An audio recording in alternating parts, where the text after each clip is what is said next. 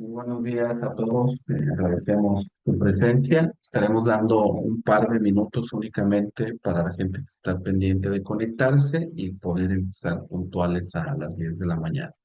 Gracias a todos.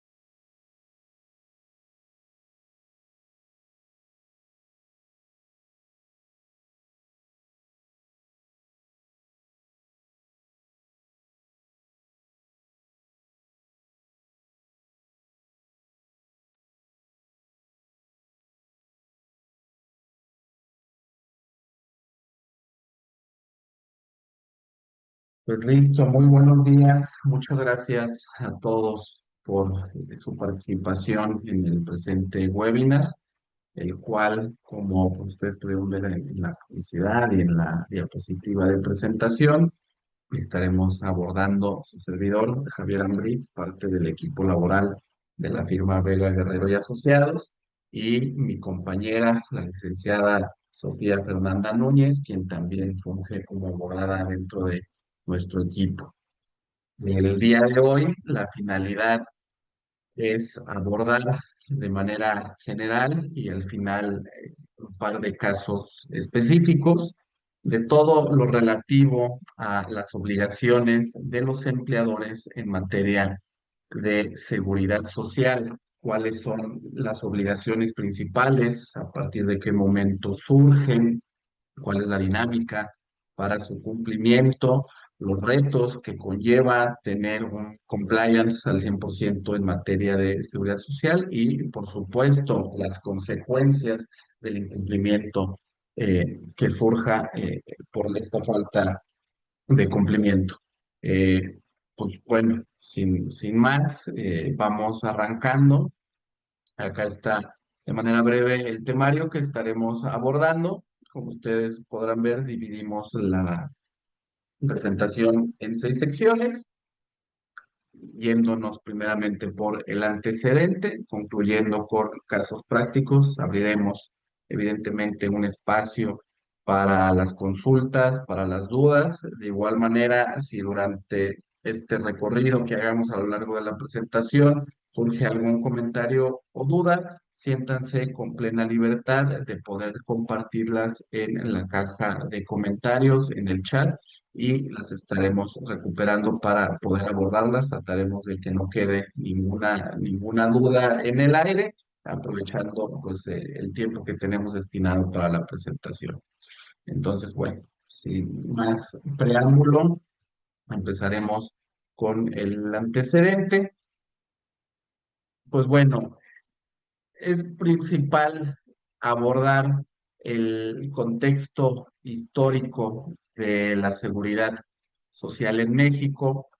Como seguramente lo deben de saber, esta realmente surge a raíz de lo regulado por el artículo 123 constitucional, el cual se encuentra dividido en dos grandes fracciones. El apartado A, el cual regula todas las relaciones laborales entre particulares, y el apartado B, el cual regula las relaciones laborales entre el Estado, es decir, el gobierno como federación, y los servidores públicos, aquellas personas que prestan su servicio personal y subordinado en favor del Estado.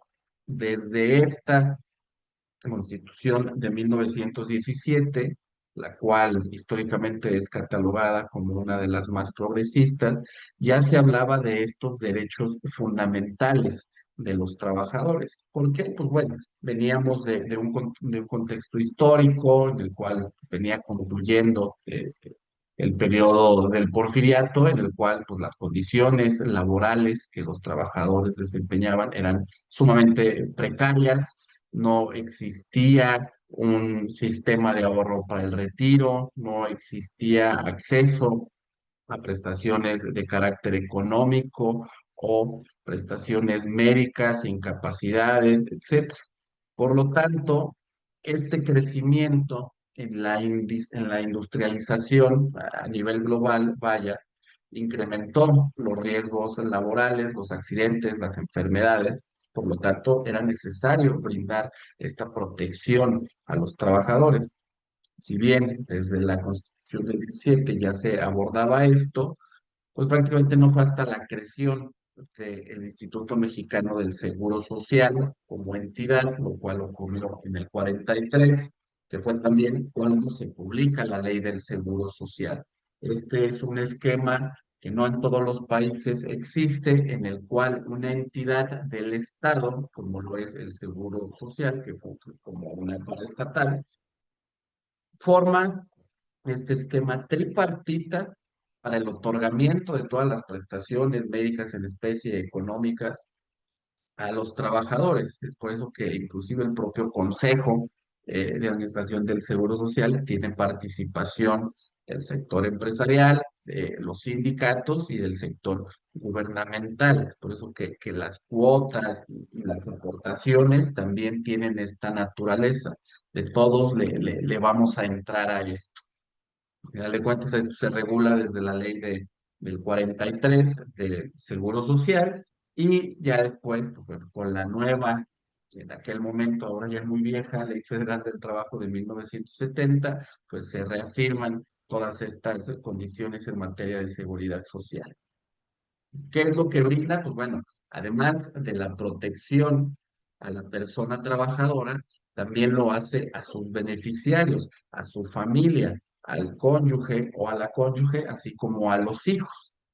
Esto, adicional a las prestaciones de carácter individual que tiene el derecho habiente, pues también brinda el acceso, por ejemplo, a las guarderías o a la vivienda a través del Infonavit, que de igual manera funge como esta entidad de carácter tripartita para el otorgamiento de créditos, porque todo esto engloba la seguridad social. El acceso a la vivienda es un derecho de seguridad social. El acceso a una pensión para mi vejez o para mi retiro también forma parte de la seguridad social y esto a su vez se engloba dentro de los conocidos derechos humanos laborales, es decir, un derecho inalienable, fundamental, al cual debe de tener acceso toda persona trabajadora.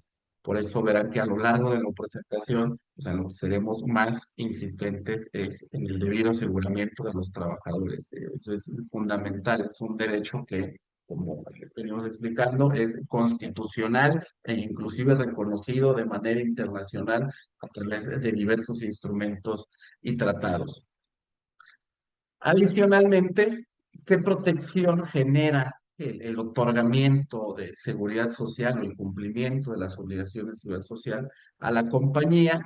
Pues la más importante de todas es no absorber los costos directamente.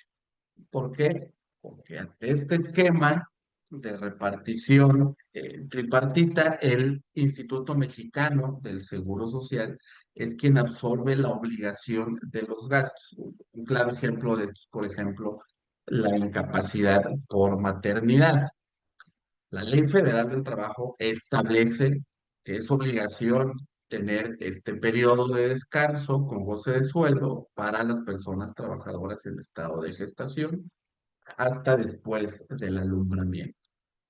Sin embargo, es la ley del Seguro Social la que establece que aquellas personas trabajadoras que se encuentren debidamente registrados ante el Instituto Mexicano del Seguro Social recibirán el pago del 100% de su salario como un subsidio entregado por el propio IMSS. Es decir, el patrón, al haber cubierto el pago de sus cuotas, se deslinda de esta obligación, ya que es el Instituto Mexicano del Seguro Social quien absorbe, cosa que no en todos los países sucede. Pasa lo mismo con las incapacidades. Si un trabajador está debidamente registrado, tiene una enfermedad general, y se incapacita, no es el empleador el que debe de solventar los gastos generados, sino que es ahí donde entra el IMSS para brindar el pago de estas prestaciones médicas, económicas, además de dar el acceso a las prestaciones médicas. Entonces, pues ese es el gran beneficio para el empleador como tal.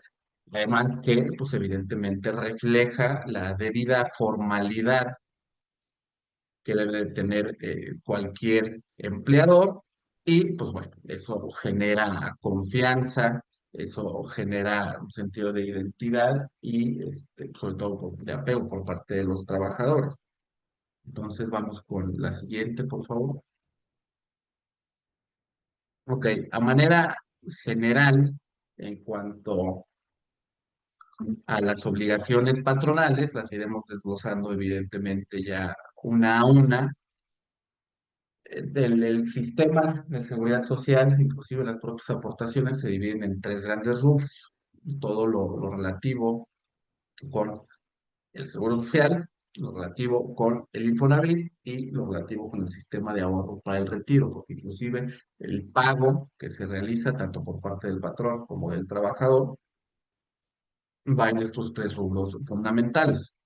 Por lo tanto, la obligación fundamental es primero, que yo como empleador esté registrado ante el Instituto Mexicano del Seguro Social. Ahorita vamos a explicar cómo se realiza eso. Y una vez hecho eso, pues tengo que tener dados de altos a mis colaboradores. A partir de qué momento, pues desde el inicio de la relación laboral. Esa es la obligación fundamental. Adicionalmente, también señala la ley del Seguro Social en su artículo 15 que el patrón tiene la obligación de llevar el registro del pago de nóminas y resguardarlo por un periodo de 5 años. Esto hace ahí una diferencia con lo que establece la Ley Federal del Trabajo, la cual obliga a un año nada más a partir de la expedición del documento. Acá la Ley del Seguro Social nos habla de 5 años. Sin embargo, tienen objetivos distintos. Uno es para algún acreditamiento en caso de un conflicto entre particulares, como lo es patrón y empleador, y el otro es para un acreditamiento ante la autoridad. Entonces, es importante tomar eso en consideración. Corresponde también la obligación al patrón de determinar el monto de las cuotas obrero-patronales. Es una autoclasificación la que se hace desde un inicio que pues, habla de un principio de buena fe por parte de la institución y pues, bueno, también de una incapacidad de poder revisarlos a todos, ¿no? Es por eso que se establece este esquema de tú me vas a brindar la información correspondiente y a menos de que surja alguna contrariedad o se detecte alguna anomalía, es cuando el instituto se mete a través de inspecciones a revisar que efectivamente se esté en pleno cumplimiento. Es por eso que ustedes podrán ver ahí en los puntos, permitir inspecciones del Instituto Mexicano del Seguro Social. Conocemos que la Secretaría del Trabajo como una Secretaría de Estado dependiente directamente del Ejecutivo, tiene la facultad de realizar estas visitas a los centros de trabajo para verificar el cumplimiento de la regulación en materia laboral. Puede ser condiciones generales de trabajo, capacitación y adiestramiento, seguridad e higiene. Sin embargo, el IMSS también tiene la capacidad de llevar a cabo este tipo de inspecciones, evidentemente para vigilar el cumplimiento de las disposiciones en materia de seguridad social, porque al final de cuentas, tanto el contenido de la Ley Federal del Trabajo como de la Ley del Seguro Social en una pirámide que señal están en el mismo nivel. Son legislaciones ambas de carácter federal, obligatorias a nivel nacional. Entonces, es por eso que el IMSS tiene esta facultad de realizar las inspecciones y por ende tiene la facultad de sancionar a aquellos empleadores que recaigan en incumplimiento. Por lo tanto, puede fijar multas y requerir el pago de estas multas. Y pues bueno, por parte del Infonavit, fundamentalmente va de lo mismo, inscripción, retención de aportaciones, el concepto de los pagos, tanto del Infonavit como de las Afores, son considerados aportaciones, por lo que hace a los pagos al Seguro Social, se denominan como tal cuotas obrero patronales, es decir, no hay aportaciones al Seguro Social, hay pago de cuotas obrero patronales y no hay cuotas obrero para el Infonavit. Para el Infonavit son aportaciones. Entonces, pues bueno, a grandes rasgos, ese es el panorama general en cuanto a las obligaciones. Y ahora iremos desglosando una a una de ellas, así como los conceptos fundamentales, para poder dar más claridad y posteriormente abarcaremos los casos prácticos. Entonces, si vamos a la siguiente, por favor, le voy a ceder el micrófono a mi compañera Sofía para que continúe con la ponencia. Hola, muy buenos días. Mi nombre es Sofía Núñez y bueno, pues así como lo comentó el licenciado Javier Ambris, ahora vamos a hablar de manera determinada de las obligaciones patronales ante el Instituto Mexicano de Seguridad Social, que como ya se comentó previamente, bueno, pues se explicó un panorama general y ahora vamos de manera específica con cada una de ellas. En un primer momento, pues tenemos la más importante, que viene siendo la obtención del registro patronal y la afiliación de los trabajadores. Bueno, como bien sabrán, el registro patronal del IMSS es un identificador único que vincula al empleador con el sistema de seguridad social. Esto permite que los trabajadores tengan acceso a servicios médicos, prestaciones económicas, pensiones y otras coberturas que, bueno, pues evidentemente son establecidas por la ley. Y el registro no solamente nos ayuda a identificar al patrón, sino también que sirve como una herramienta para poder cumplir con todas las obligaciones legales relacionadas con la seguridad social. Entonces aquí la obtención del registro patronal, bueno, se puede realizar de dos formas principales. Esta puede realizarse ya sea en línea, mediante el uso de la e-firma o la CURP en la página oficial del IMSS o de manera presencial, que sería acudiendo a la subdelegación correspondiente o a la oficina auxiliar de afiliación y cobranza que corresponda al domicilio fiscal del centro de trabajo. Y bueno, la modalidad que se elija dependerá del tipo de patrón y la disponibilidad de los documentos necesarios. Esto derivado a que, bueno, pues entendemos que hay patrones que, o sea, bueno, están las personas físicas y bueno, los documentos que solicita para personas físicas son el RFC, un comprobante de domicilio del centro de trabajo y dependiendo de la modalidad, bueno, puede ser la e-firma o la CURP. Y en el caso de los patrones como personas morales, además del RFC, el comprobante de domicilio, se requiere el acta constitutiva de la empresa y el poder notarial del representante legal y la e-firma. Todos estos documentos nos ayudan a garantizar que la información proporcionada al instituto sea la correcta y que la empresa esté legalmente habilitada para realizar los trámites correspondientes. Y bueno, aquí se preguntarán ustedes, ¿quién están facultados para realizarlo? En este caso, bueno, pues es el patrón persona moral, persona moral del campo, la persona moral sindicato, el sujeto obligado o el representante legal.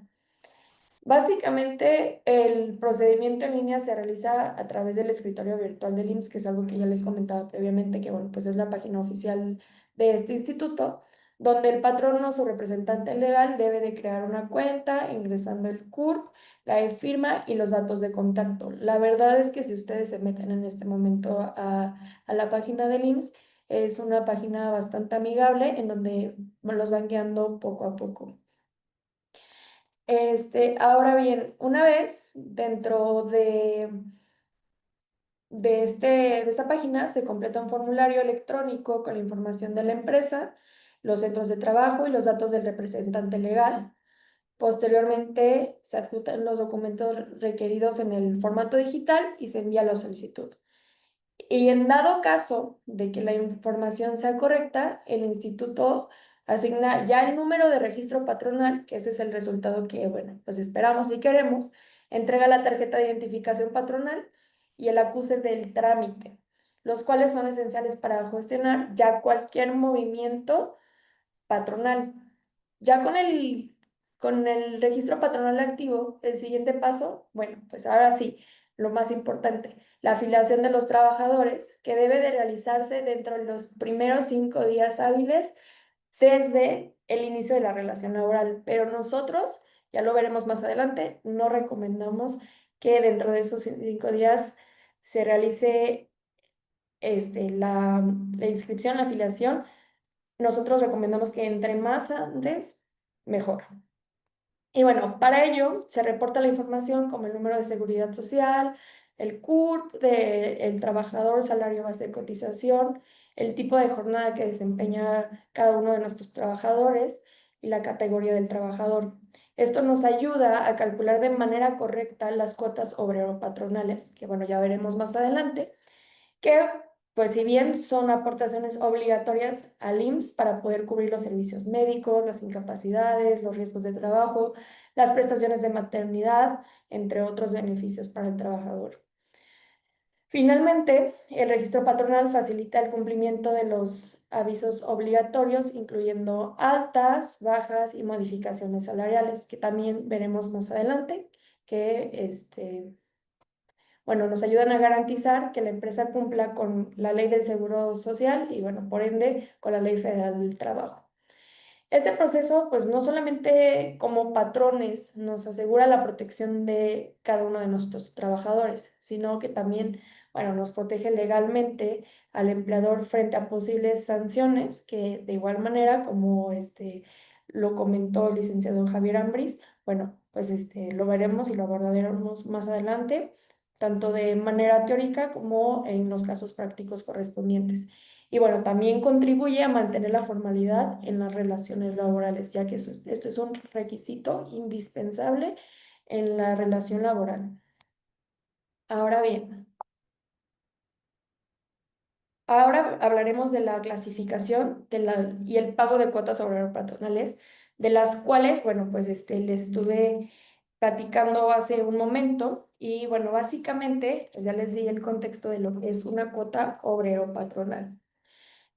Pero, bueno, son las aportaciones económicas que tanto empleadores como empleados realizan al sistema de seguridad social mexicano. Como lo mencionó el licenciado Javier Ambris, bueno, pues no solamente la empresa es quien aporta, es un sistema tripartita, y bueno, pues se realiza ante el Instituto Mexicano de Seguridad Social. Estas contribuciones son esenciales para financiar las prestaciones y beneficios en situaciones de contingencia como enfermedad, maternidad, invalidez, vejez o fallecimiento. Y bueno, el pago de estas cuotas obrero-patronales es una obligación legal que protege tanto al trabajador como al empleador dentro del sistema de seguridad social.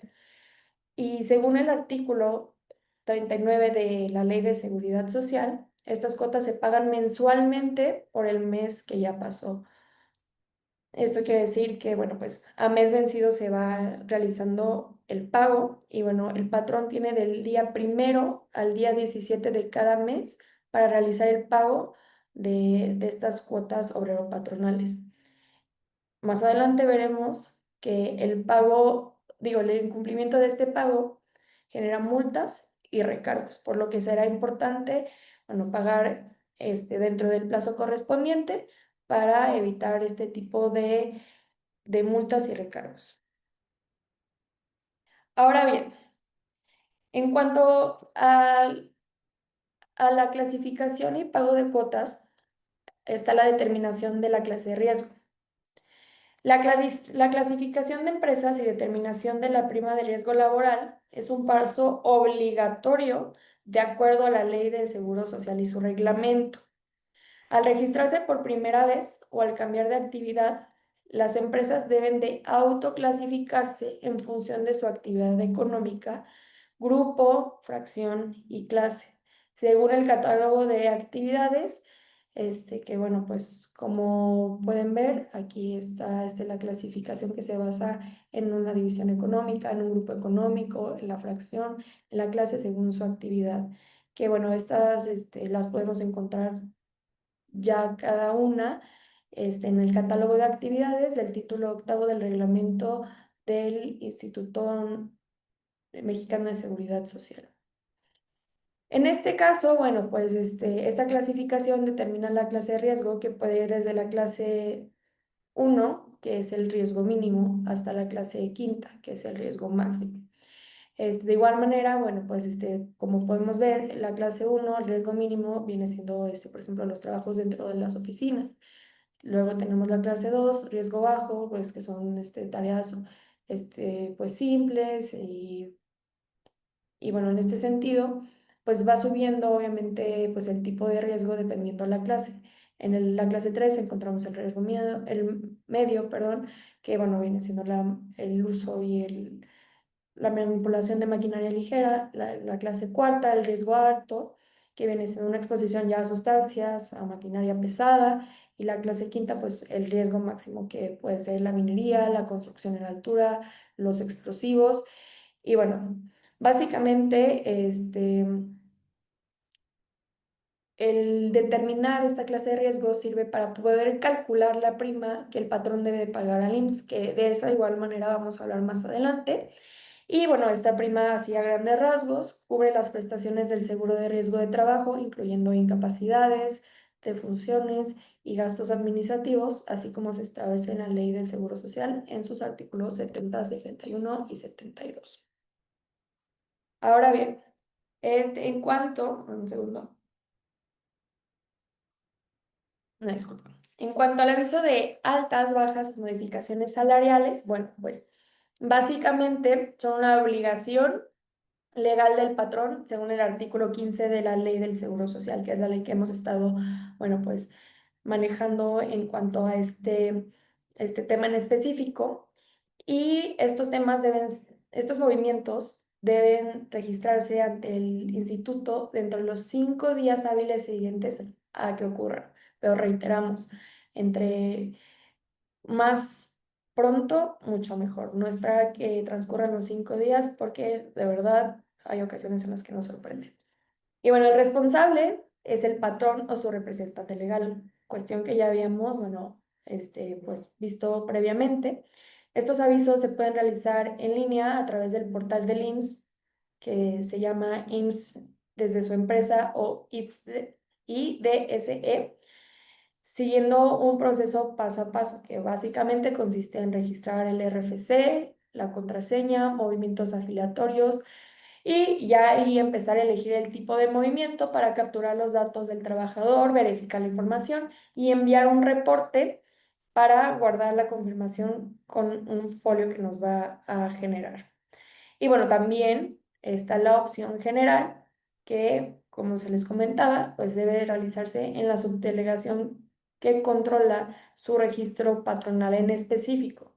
Y bueno, básicamente se maneja un horario de lunes a viernes de 8 de la mañana a 3 de la tarde, bueno, 3:30 para esta modalidad. Básicamente se requisita un formato correspondiente de inscripción, se hace la modificación de salario o baja y solo se reciben hasta 5 avisos afiliatorios por entrega. Y bueno, los plazos dependen del tipo de salario. Para salarios fijos, el aviso debe hacerse dentro de los 5 días hábiles tras la modificación. Para salarios variables, los cambios se reportan de manera bimestral en enero, marzo, mayo, julio, septiembre y noviembre.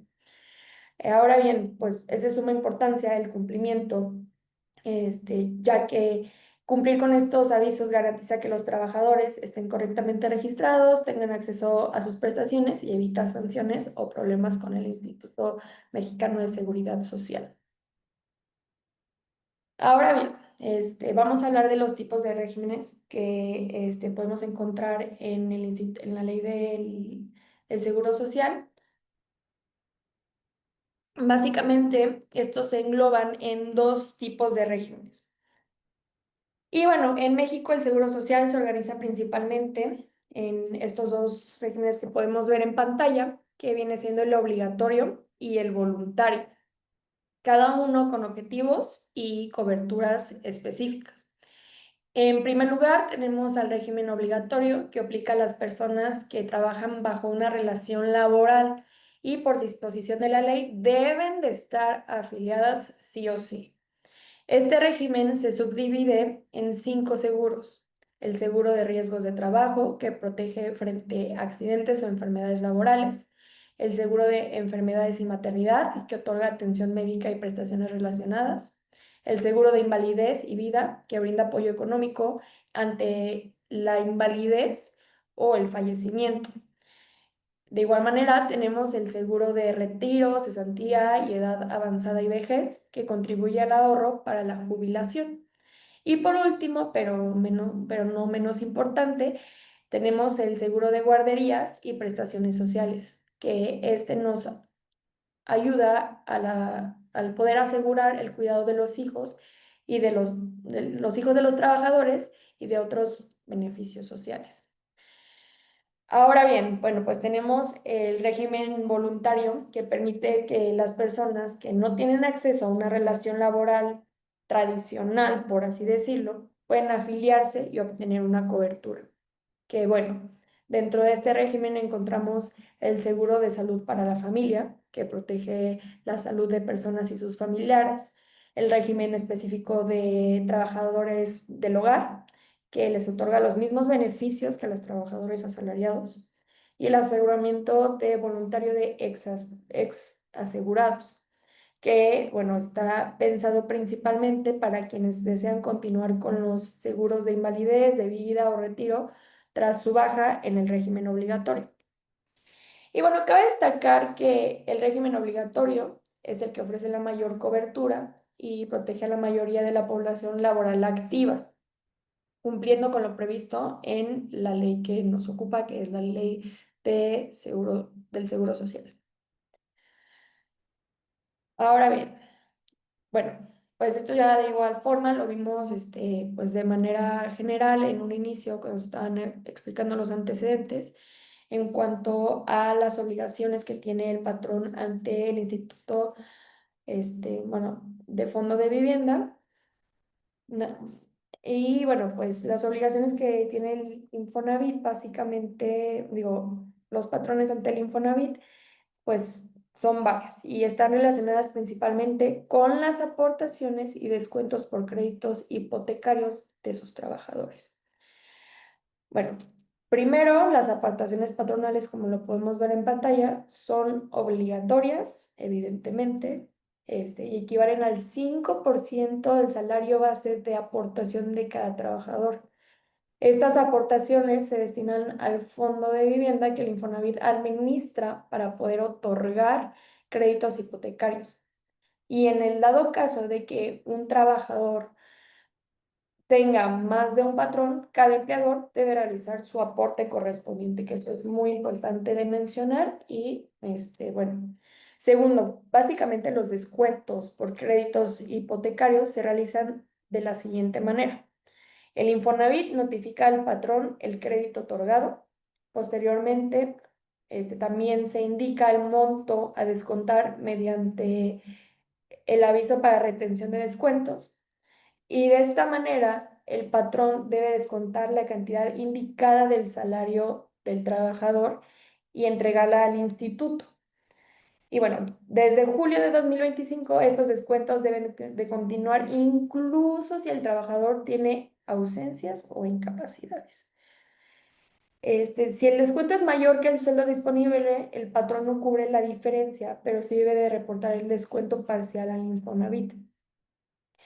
De igual forma, los patrones son solidariamente responsables en cuanto del entero de los descuentos y de la amortización de los créditos, siendo una responsabilidad que inicia desde que deben de comenzar los descuentos y se extiende hasta que el trabajador cause baja o el Infonavit indique la suspensión de los mismos.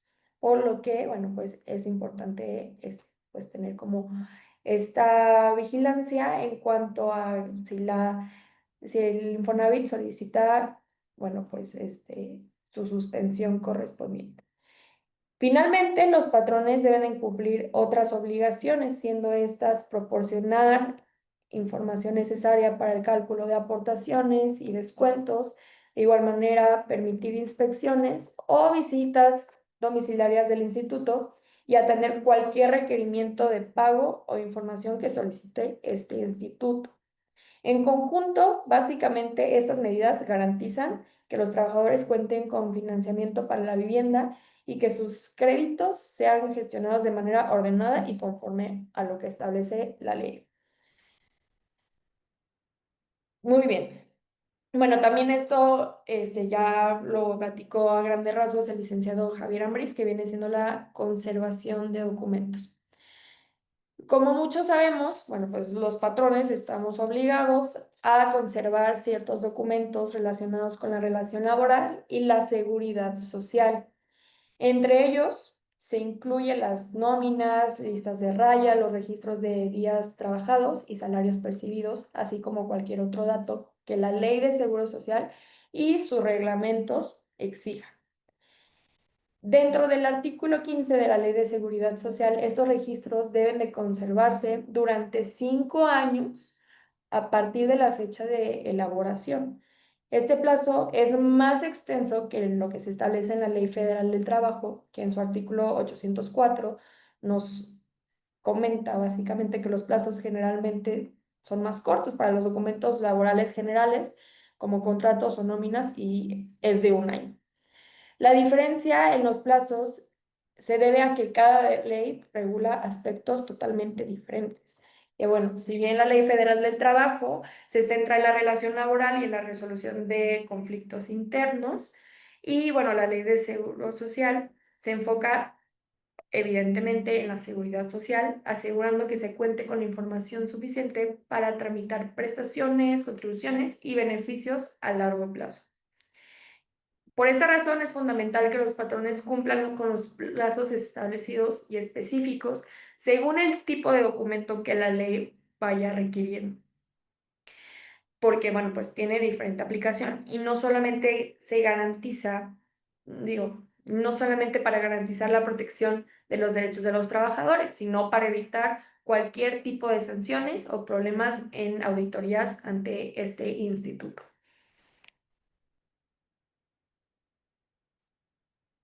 Bueno, como les comentaba con anterioridad, en cuanto a todo el tema de las cuotas patronales, bueno, también hay la clasificación de prima de riesgo y bueno, vamos a hablar en cuanto a la declaración anual de esta prima de riesgo.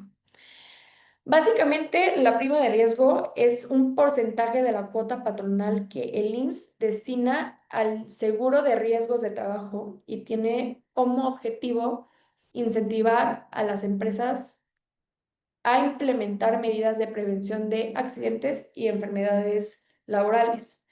Esta prima se determina tomando en cuenta la siniestralidad del año anterior, considerando factores como el total de días subsidiados por incapacidad temporal, los porcentajes de incapacidades permanentes, de funciones, el número promedio de trabajadores expuestos al riesgo y básicamente el IMSS clasifica las actividades económicas de las empresas en 5 clases de riesgo, que bueno, como lo vimos con anterioridad, van desde la clase 1, que viene siendo el riesgo mínimo, hasta la clase quinta, que es el riesgo máximo. Y estas determinan el porcentaje de prima que se aplicará en la cuota patronal. Es importante que se destaque el hecho de que una empresa no tiene distintas primas por puesto de trabajo, ya que la prima se calcula a nivel de registro patronal y solamente se puede tener una prima por cada uno de los registros patronales con los que cuente la empresa. Y bueno, de igual manera, considera los procesos y medidas de seguridad de toda la empresa. Ahora bien, cada año, en febrero, se debe presentar la declaración anual de esta prima de riesgo, donde, bueno, se evalúa si la prima se mantiene, incrementa o disminuye respecto al año anterior, con un límite máximo de modificación de un 1%.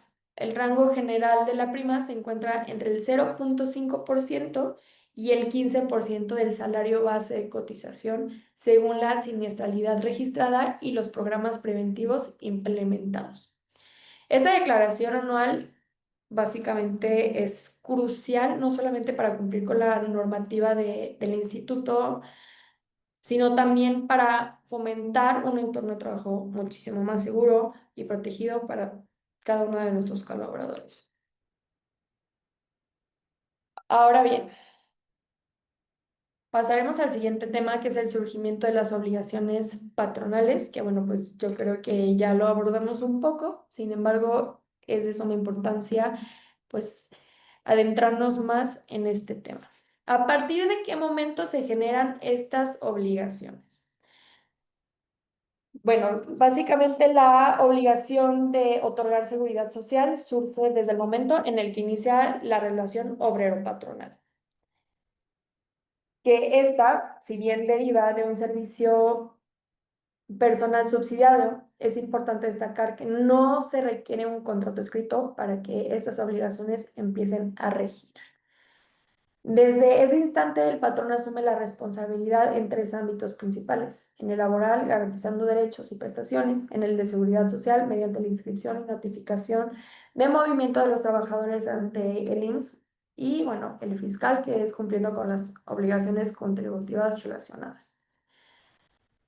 Como bien saben, bueno, pues el artículo 15 ha sido un artículo que hemos abordado continuamente a lo largo de este webinar. Pero fíjense, el artículo 15 en su fracción primera de esta ley del Seguro Social establece que el patrón debe registrarse e inscribir a sus trabajadores notificando altas, bajas y modificaciones salariales dentro de los 5 días hábiles siguientes. Asimismo, el reglamento de este instituto señala que toda persona física o moral debe registrarse como patrón al iniciar actividad con trabajadores, constituirse como sociedad cooperativa, celebrar convenios de incorporación o cuando entre en vigor un decreto de incorporación expedido por el Poder Ejecutivo Federal. En resumen, desde el inicio de la relación laboral, el patrón adquiere responsabilidades inmediatas que abarcan la relación laboral y la seguridad social y la gestión fiscal, cumpliendo con los plazos y los procedimientos establecidos por dicha ley. Ahora bien, esto es de suma importancia. Muchas veces, pues nos preguntan, hemos tenido pues demasiadas consultas en cuanto a qué es lo que pasa si no estoy cumpliendo debidamente y cabalmente con estas obligaciones. Bueno, pues básicamente hay diferentes consecuencias en cuanto al incumplimiento. Las consecuencias del incumplimiento de las obligaciones patronales ante el IMSS pueden dividirse en infracciones administrativas y delitos penales. En el primer caso, el capítulo segundo de la Ley del Seguro Social establece que los patrones que incumplen con el registro de trabajadores, con el pago de cuotas, la comunicación de modificaciones salariales o que presentan información falsa, lo que sea, pueden recibir multas que van desde 20 hasta 2,000 UMAS, dependiendo de la gravedad y de la reincidencia de la infracción.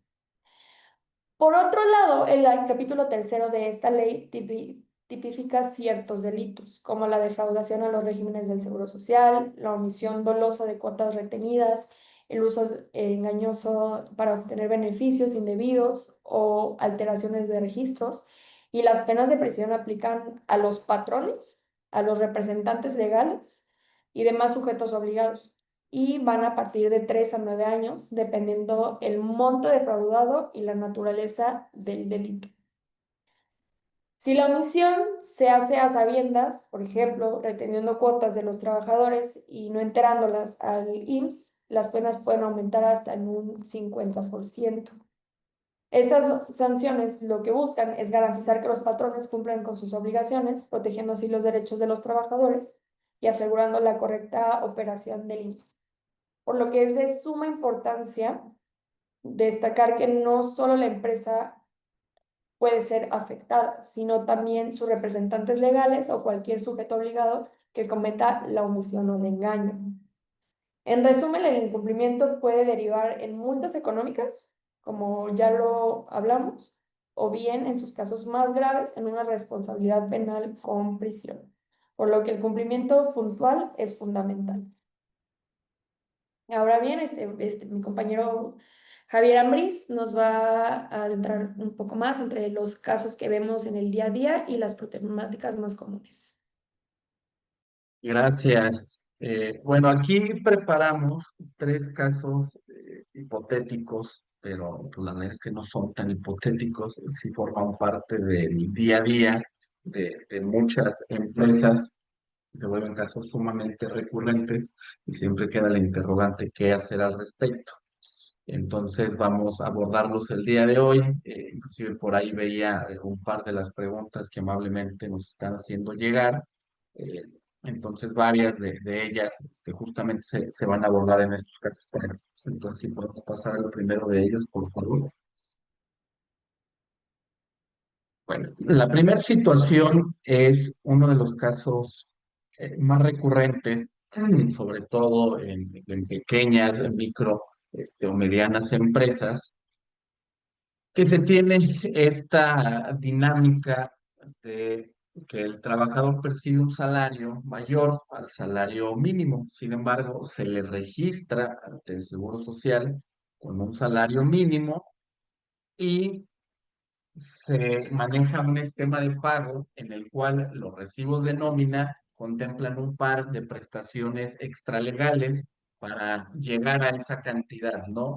Te tengo registrado con el salario mínimo, sin embargo, cada semana tú percibes un bono de productividad o un bono de puntualidad para que de esta manera yo no te dé de alta con el real, no me genere tanto impacto en el base de cotización y la cuota. ¿Qué pasa en estos casos? ¿Cuáles son los riesgos? Pues bueno, el primero de los riesgos evidentemente es el no dar el registro con el salario real. La ley lo establece de esa manera. Entendemos que existen empleadores que, dada la carga económica que quizás al inicio de las actividades no es posible sostener y se cae en este tipo de estrategias. Si bien nosotros no las compartimos, entendemos cuál es el trasfondo que existe y por qué se llevan a cabo. En este caso, el riesgo, más que nada, más que incurrir en este tema ante el Seguro Social, es en los conflictos individuales que se susciten, porque el trabajador, cualquier tipo de reclamación que haga de prestaciones, indemnizaciones, las hará con base en el salario real que percibía, el cual no va a coincidir con el salario que tenía registrado ni en las nóminas ni en el seguro social. Aquí es fundamental que se establezca, evidentemente, pues la recomendación va a ser pues, regularice, ¿no? Pero si no lo puedo hacer, ¿qué hago? Pues bueno, es importante que se establezca una política interna para el pago de estas prestaciones, porque si de los recibos de nómina que sean exhibidos ante la autoridad, ya sea la Secretaría de Trabajo o ante el juez laboral, se desprende que todos los trabajadores han venido percibiendo un bono de puntualidad todas las semanas durante el último año y medio, 2 años, pues se va a entender ahí claramente que sí existe un acto de simulación y que esa prestación forma parte integral del salario, porque si hubiese estado sujeta a algún cumplimiento, alguna meta o un objetivo, sería común que algunos trabajadores no lo tuvieran, que un trabajador no siempre la obtuviera, pero si es constante este pago y este beneficio que se va logrando, pues es un derecho ya adquirido. Se entiende que ya no está sujeto a algún tipo de cumplimiento o no. Por lo tanto, sí es importante especificar en una política generada por la compañía en qué casos se accederá a este bono de puntualidad o a este bono de asistencia o a este bono extraordinario, bajo qué circunstancias, en qué momentos se hará entrega, durante qué periodicidad, es decir, este bono se entregará a las personas que logren X meta, pero solamente durante el 2025 o parte del 2026, pero ante la ausencia de estos elementos sí resulta mucho mayor el riesgo tanto de alguna sanción de carácter administrativa por parte de la autoridad, como que se acredite en un conflicto individual que el trabajador percibía esa cantidad real y que el patrón lo dio de alta con un salario menor. Esto va a conllevar que además de que te calculen todas las indemnizaciones y prestaciones con el salario que el trabajador dice, también tendrá la facultad de reclamarle al Seguro Social el pago retroactivo de las cuotas, porque tú pagaste las cuotas con el salario mínimo cuando las debiste haber pagado con el salario real, ¿no? Entonces, al final de cuentas, ese dinero que se buscaba ahorrar dándolo de alta con el mínimo, pues se va a pagar y en demasía con intereses, aumentos y multas a través de estos procesos sancionadores. Entonces, entendemos que en momentos de transición este tipo de prácticas son usuales, sin embargo, al menos de manera eh, preventiva o de manera adicional, generar este tipo de documentos ayuda para poder justificar a la autoridad que no necesariamente esos bonos forman parte del salario, sino que al ser de carácter extralegal están sujetos a algún tipo de cumplimiento. Entonces, eso por lo que hace al primer caso, si podemos pasar al segundo. El tema de la atención médica privada y reembolso al patrón, esto evidentemente también va de la mano con la falta de inscripción. ¿Qué pasa cuando un trabajador que yo no tengo inscrito ante el Seguro Social acude a una o tiene algún tipo de siniestro y requiere de atención médica? Aquí se hacen dos directrices dependiendo de dónde se atendió. Si se atendió en el IMSS, en primer el IMSS no le puede negar el acceso y tampoco el servicio, independientemente de que esté registrado o no. Si bien al momento de que llegue se dará en cuenta de si está dado de alta y con sus derechos vigentes en ese momento o no, eso lo harán constar, pero la atención médica y los servicios médicos es una obligación prácticamente constitucional que tiene el Seguro Social de brindar esta atención médica. Lo que va a pasar es que el Instituto Mexicano del Seguro Social te va a fijar un capital constitutivo a ti como patrón y te va a ir a cobrar tanto las cuotas dejadas de percibir de manera retroactiva, los intereses y además los gastos médicos. Ahí te va a cobrar las medicinas, los costos de atención del médico, la propia estancia en el hospital, todo eso te lo va a cobrar el Seguro Social. Por otro lado, si se va a atender a una clínica particular, el trabajador tendrá la facultad de acudir ante un juez laboral para solicitar la devolución de esas cantidades que él tuvo que gastar por no haber estado dado de alta y no tener acceso a las prestaciones médicas. En este caso, el trabajador tendrá que acreditar los gastos y que no estuvo registrado ante el IMSS, lo cual fácilmente podrá hacer pidiendo un informe. Si en el informe el propio IMSS dice, pues no, no tengo registro de que hayas estado con algún patrón en el último año, bueno, el juez tendrá por cierto de que el empleador no lo registró. Entonces, se generará esta obligación del pago de las cantidades directamente al trabajador. Aquí ya no será ante el IMSS, porque él ya pagó ante la clínica privada. Y adicional, el trabajador, reitero, tendrá la facultad de poder reclamar de manera retroactiva el pago de estas cuotas. Por ahí ponían una pregunta de qué pasa, que vamos al siguiente, Sofía, que es el que habla del tema del riesgo de trabajo, muerte. ¿Qué pasa si cuando ocurre el siniestro, ya sea un accidente de trabajo o el fallecimiento del trabajador, no estaba dado de alta? Pues bueno, se generan todas estas obligaciones. La Ley Federal del Trabajo habla que cuando una persona trabajadora fallece en ejercicio de sus funciones, tiene derecho al pago de una indemnización de 5,000 días de salario. Este pago, así como el que yo hablaba al inicio de la incapacidad por maternidad, se ve subrogado y liquidado a través del IMSS, siempre y cuando esté dado de alta en el IMSS. Si no, ese pago, o sea, esa obligación persiste y recae en el patrón. Entonces, es de los casos más comunes, este tema de se accidentó o lamentablemente falleció el colaborador, eh, y pues yo ni chance tuve de darlo de alta. Acá el riesgo es tomar estas medidas de el registro extemporáneo o de manera retroactiva, porque al realizarse un accidente, al ocurrir un accidente de trabajo o un fallecimiento, la autoridad debe investigar. Y eso la ley lo marca así, que en dado caso de que tengan conocimiento de ello, se tendrá que realizar una inspección en el centro de trabajo. Entonces ahí te van a revisar los documentos para verificar si efectivamente esta persona ya estaba trabajando desde antes y tú no la diste de alta. Entonces, la obligación del pago de los 5,000 pesos, además de los gastos funerarios, porque la ley federal del trabajo también habla de gastos funerarios, mismos que también absorbe el seguro social en caso de estar debidamente registrados, serán reclamables. ¿A través de quién? Pues bueno, ya sea la viuda, el viudo, los hijos, los padres de la persona trabajadora fallecida, deberán entablar un procedimiento conocido como declaración de beneficiarios.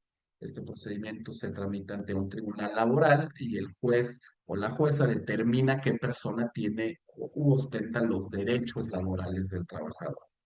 Una vez que sea nombrada esta persona beneficiaria, ya tendrá facultad, ahora sí, de reclamar por la vía legal el pago de estas prestaciones e indemnizaciones, o bien buscar un acuerdo con el empleador en el cual se celebre y pacte la entrega de X cantidad de dinero para darse por cumplida esta obligación derivada del fallecimiento. Acá el tema también surge por los derechos de viudez, porque si reclama una pensión por viudez ante el IMSS, pues el IMSS inmediatamente lo que va a hacer es voltear a ver al patrón y preguntarle, oye, pues aquí me están diciendo que trabajó contigo 5 años y que nunca lo diste de alta, entonces este, me debes entonces cuotas sobre patronales de los últimos 5 años, ¿no? Entonces,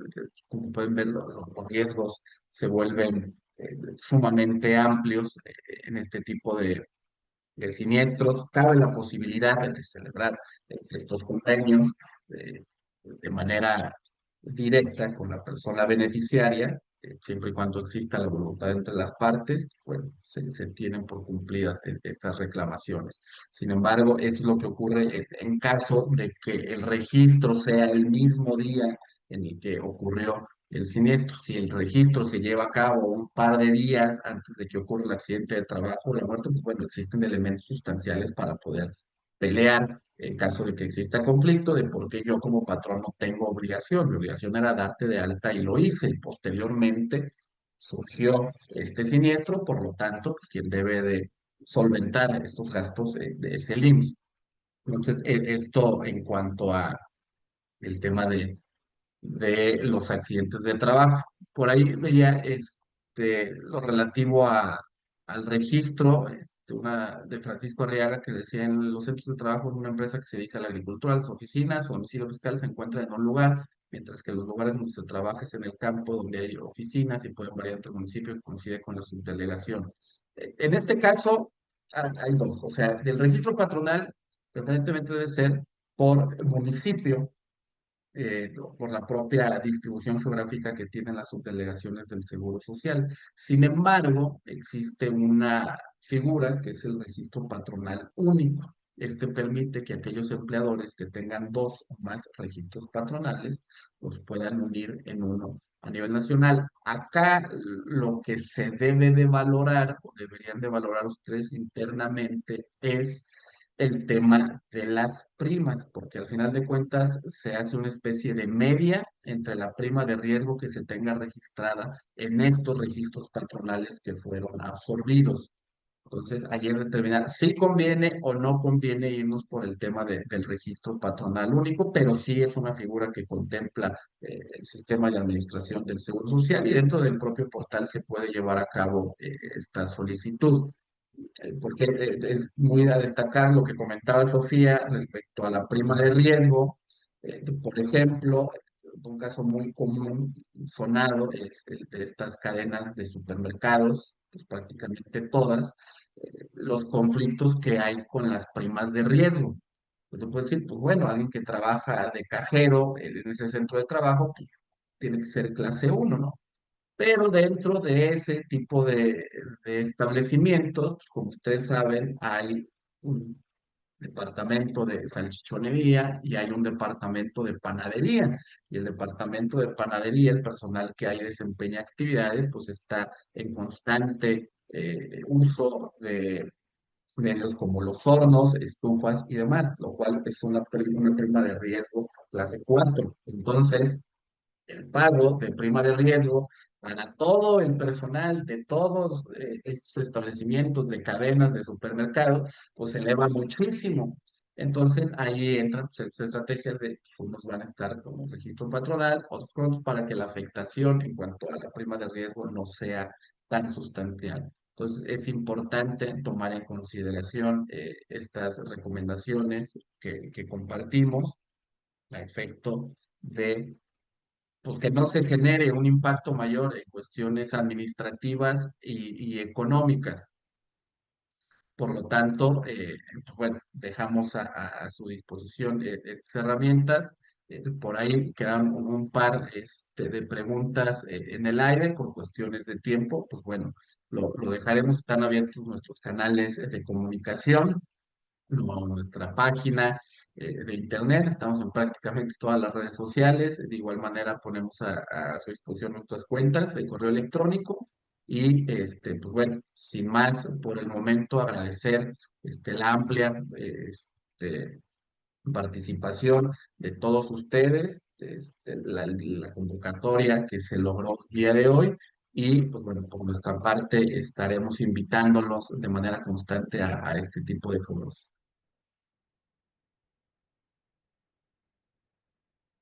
Entonces, pues bueno, de parte del equipo de BHR Asociados sería todo, agradeciendo la participación de cada uno de ustedes. Quedamos a sus órdenes y que tengan una excelente mañana. Muchas gracias. Gracias a todos. Hasta luego. Buen día.